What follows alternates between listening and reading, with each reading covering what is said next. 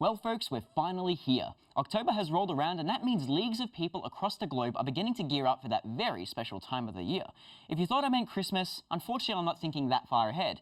If you can tell by the very sinister lighting, I'm actually talking about Halloween. What was once a fringe festival steeped in Celtic roots has morphed into a worldwide celebration of horror-themed folklore and pop culture. So there's no better time than now to start grave digging and unearthing your favourite horror novels, or watching Night of the Living Dead with your best mates. Or, if you're in for a real scare, resurrect your favourite horror games. While there are plenty of great picks to choose from, I thought I'd take a slightly different angle this time around. With the Mental Illness Awareness Week that wrapped up earlier this month, I noticed concerns expressed by many people both online and offline about wanting to get invested in horror games, but due to the genre's tendency to rely on jump scares or extreme content for the sake of shock value, people who may suffer from anxiety or stress disorders can feel a little unsure of their well-being after consuming such media. However, the genre has diversified so much that there are still ways to get involved, mostly due to the insurgence of comedy-horror hybrids in the last 15 years, with Dead Rising still being the go-to example. While its premise is ripped straight from Dawn of the Dead, its goofy demeanour juxtaposes its penchant for grotesque zombie bloodshed, which not only works on its own, but its gentle jabs at movie tropes and consumerist culture serves as a nice nod to the source material. Lollipop Chainsaw is another one in this group. While it's hard not to walk into a room that's caked in blood and body parts, enough combat and acrobatic ability is given to main character Juliet Starling, so players never feel really too powerless. Plus, the hilariously hammy dialogue takes most of the edge off the unrelenting zombie apocalypse you see before you. If you see yourself as a horror traditionalist and prefer to soak in a foreboding and oppressive atmosphere, some developers have you covered already. Frictional Games incorporated a safe mode in their hit title Soma, which allows players to experience an amazing narrative without having to worry too much about enemies gnawing at their ankles. To take things one step further, modders managed to tweak the PC version of Alien Isolation to trap the rogue xenomorph in a vent for the entire game, so you can fully appreciate the game's lighting and beautifully brooding environments. Some might say a mod like that is quite counterintuitive, but if you pretend the name of the game is Isolated Alien, then you'll feel a bit better about the whole thing.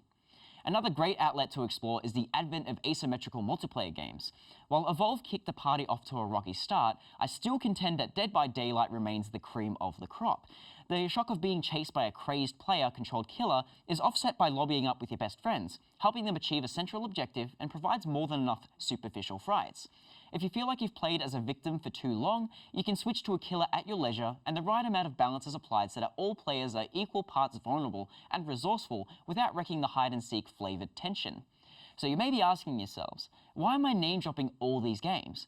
To illustrate the point that you don't have to subject yourself to jump scares or edgy violence to enjoy horror as a genre. And much like veganism, the joys of horror can be enjoyed in more ways than ever before. Wait, that came out wrong. I didn't mean to imply that veganism was horrible. In fact, veganism's quite good.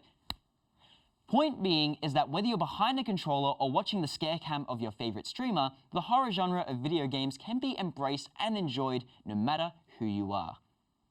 So I guess spooky games is always one of those contentious topics, Shaney. Like, everyone likes different things out of horror games. What about you? I'm actually not the biggest fan of spooky games, or maybe like jump scares as per se. Yeah, well, no, see, look, right there, like, I hate jump scares. Like, jump scares to me are, like, the single worst thing about, like, horror games. Like, if you can't establish tension without, like, jumping out and trying to scare me. I know, right? What the Jesus fucking... What doesn't matter, man? Doesn't matter. Yes, I hate jump scares, but I agree with you. I hate jump scares, and I think that they're, like, the worst part of most horror games. Like, Obscure and all that crap, I have no interest in playing Obscure. Like, it just doesn't do it for me. Don't lie to yourself, like, I know you love it. Well, not Obscure, what's the other one? The stupid one where, like, you walk around naked. The guy walks around naked and tries to kill, looks like Tony Abbott. Obscure, yeah. Is that Obscure? It's, no, Obscure. Daily Premonition. Outlast. that's it. Obscure's the good one. We're getting our O's mixed up. Obscure's the good one. The good one. That is very, very good game. But what about you, Shaney? Like, I'm a big fan of maybe like Zero Escape series. I'm not like, scare jumps, like anything that's actually honestly scary. Not actually the biggest fan, but tension, tension on characters. Overwhelming sense of dread. Overwhelming sense of dread. Just like everything that I usually feel every day. Yeah, that's true. I know. Yeah. I like that in like, my horror games, but it's not really horror. Nice. So walking into a crowd is a horror game for Shaney. Having to socialise with someone is a horror game for Shaney. Being on this show is a horror game for Shaney. That's true. I can't help but say I resonate with that. I really don't. So I mean, I guess so you covered off a lot of great ones that don't have the and again, it is a good point to point out is that using tactics like that can trigger particular things in people, and so I don't think that makes them good horror. Like, It Follows was still one of the best horror movies of the last few years, and it rarely uses that as a tactic. I mean, even games like Folklore. I love Folklore. It's on like the old PS3 game. Oh, the one that nobody played, and I'm sad about that. Yeah, look, it's a great game. It's a great game. It is, and so there are a lot of games like that that I think are great, but don't rely on that really cheap tactic of just jumping out at you. I think horror encompasses more than just the idea of jump scares. Now, it has its place. Every now and then you'll sit there and go, I really want to play a game like Five Nights at Freddy's. You don't actually, but sometimes you just want that jump scare, you want that release. But then you've also got other games that are really good like that. Again, Zero Escape is great in the sense that it lampoons a lot of the tension that movies like Saw have, where it's a very kind of like prolonged sense of tension that when that release happens, it feels really nice, feels really accomplished, feels really good, a real tight feeling.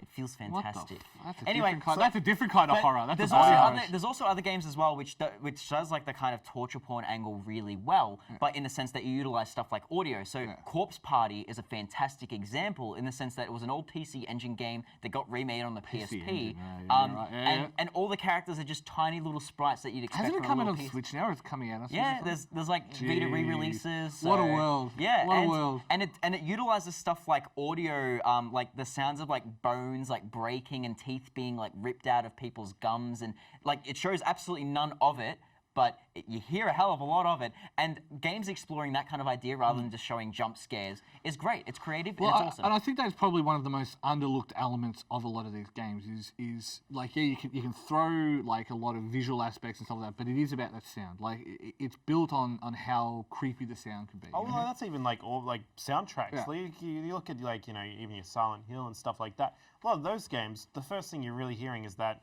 eerie music, and then you're seeing like the massive amounts of fog and walking around, and there's a dog maybe trying to chew your arms off or whatever. But no, like, or he's controlling the world.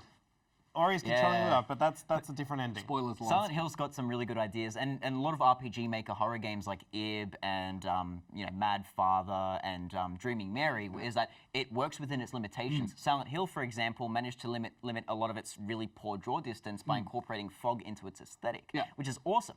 RPG Maker games do a very similar thing. Games like Off, where there's some really eerie elements, and through the strength of its writing and its aesthetic, manages to carry through a really tense, creepy, oppressive atmosphere. But I guess that's the point, is like those older games had to work inside those limitations, and that's exactly what worked for them. But I guess the great thing is there are lots of great games coming out very soon. Luigi's Mansion, Ghostbusters, so there's lots of spooky games, but not actually like jump scary horror games. Is there something you guys are looking forward? What the fuck?